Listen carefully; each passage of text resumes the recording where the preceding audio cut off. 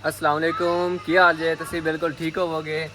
तो मैं आया हूँ मस्जिद विच और देखो इतकाफ वाले भाई बैठे ने ते असीं अपने भाई जिहड़े इतकाफ ते बैठे ने उन्होंने भी उठावांगे। तो मैं हुण मस्जिद च पहुँच गया तो हुण आपां मस्जिद के अंदर जाने तुहानूं मस्जिद का सारा व्यू दिखाना तो आपां जाके इतकाफ वाले भाइयों नूं उठाइए क्योंकि मेरे तो पहले हार मेरे वड्डे भाई लैके आ गए ने।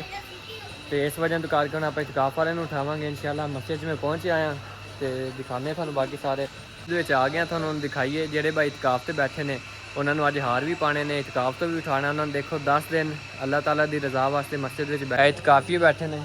तो मस्जिद अंदरला व्यू है देख लो जी। हुण इत्थे आने वाले ने तकरीबन 5-10 मिनट रह गए ने इस तो बाद फिर सारे आ जाएंगे। अब उन्होंने वारसात जिन्हों के बच्चे इतकाफ से बैठे ने वो आएंगे तो इंशाअल्लाह आप भी वीडियो बनाने भाई ने देखो बैठे हुए ने इतकाफ से सारे इतकाफ वाले ने जी। कमर भाई बैठे ने भाई अली ने सारे इतकाफ से बैठे इन्होंने हम आप 10-15 मिनटों तो बाद उठावांगे इंशाअल्लाह। तो तुसीं इंशाअल्लाह साडे व्लॉग दे नाल ही रहो इंशाअल्लाह। पौने 10 मिनटों बाद उठावांगे। हुण अफ्तारी हो गई है तो अफ्तारी तो बाद इंशाअल्लाह असीं भाई जेडे भी बैठे ने इन्होंने इतकाफ तो उठावांगे। भाई अफ्तारी कर रहे हैं इधर अफ्तारी हो रही है इंशाअल्लाह। इस तो बाद असीं उठावांगे अफ्तारी तो बाद। देख लो जी जेडे भाई इतकाफ से बैठे थे इंशाअल्लाह उठ गए ने सारे उन्होंने वक्त आ गए ने। देख लो तुसीं इतकाफ वाले दोस्तों को उठाएंगे सारे जी। तो जा रहे हैं दोस्त बाप आए ने उन्होंने इतकाफ तो उठा रहे हैं देख लो जी।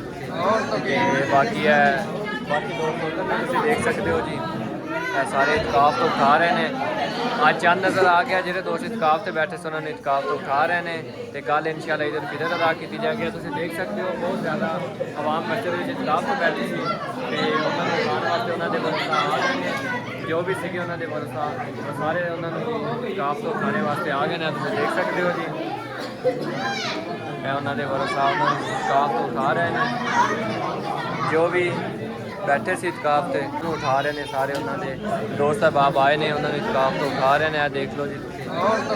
बाकी दोस्त देख सकते हो जी सारे इतकाफ तो उठा रहे हैं। आज चंद नज़र आ गया जो दोस्त इतकाफ से बैठे से उन्होंने इतकाफ तो उठा रहे हैं तो कल इंशाअल्लाह इधर किधर अदा की जाएगी तुम देख सकते हो बहुत ज़्यादा आवाम मस्जिद में इतकाफ तो बैठी थी तो उन्होंने उठाने वास्ते उन्होंने वरसा आ गए हैं जो भी सी उन्होंने वरसा सारे उन्होंने इतकाफ तो उठाने वास्ते आ गए हैं तुम देख सकते हो जी। उन्होंने वरसा उन्होंने इतकाफ तो उठा रहे हैं जो भी बैठे से इतकाफ से जी उन्होंने इतकाफ तो जेडे इतकाफ तो उठा रहे हैं देख लो जी। अपना जेडे भी इतकाफ से बैठे से बाबा हाजी बैठे हैं इतकाफ से देख सकते हो हाजी साहब बैठे हैं बाकी उठा रहे हैं इतकाफ तो जिन्होंने के जो बच्चे भी इतकाफ से बैठे उन्होंने घर से आ गए उठा रहे हैं तुसीं इंशाअल्लाह कमेंट करना है। उन्होंने देखो 10 दिन इतकाफ से रहे हैं तो उन्होंने अल्लाह के घर में 10 दिन गुजारे ने तुसीं उन्होंने हौसला अफजाई देखो दुनियादारी तो आज लोगों की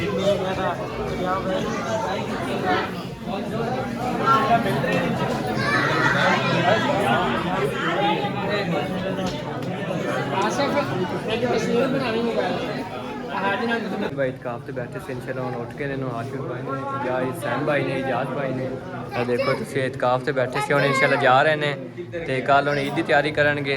ठीक है सैम भाई इंशाअल्लाह ठीक है इजाज भाई।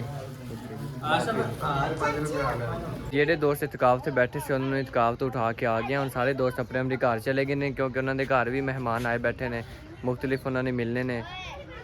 तो जो भी दोस्त बाब हार वगैरह या जो भी मिठाई वगैरह लैके आए उन्होंने घर गए तो मैं भी घर आ गया हूँ इंशाअल्लाह आप मिलते हैं नैक्सट व्लॉग च।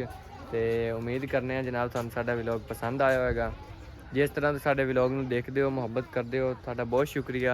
ठीक है जी अल्लाह हाफिज़।